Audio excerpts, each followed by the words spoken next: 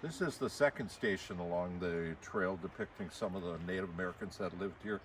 There have been at least 7 or more occupations of Native Americans living here. And by occupation, I mean the water level of Lake Michigan has allowed this site to be uh, lived at for a while, and then high water sends the people away. And that's one thing neat about this is there is a structured strata of the different people that lived here. And as you dig deeper, you find older things, and the newer ones are nearer the surface. This is the site of the late Woodland depiction here. Of course, the early Woodland and the later groups also lived here, but we're depicting late Woodland who probably lived in wigwams made with birch bark and reed mats for the bottom. They cooked over open fires.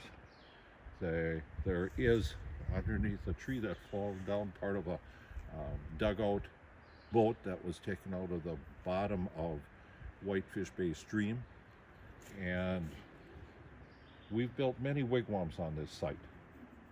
This one was built maybe 3 years ago, and it's become quite tattered, and hopefully in the near future there might be a new one built here.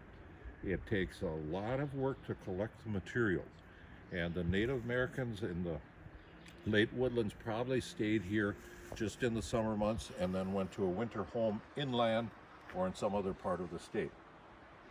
They would roll up their birch bark and take it with them.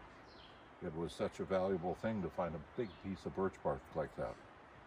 I get the birch bark when I harvest for firewood and cut down a big tree and use mechanical means to help me get the bark off.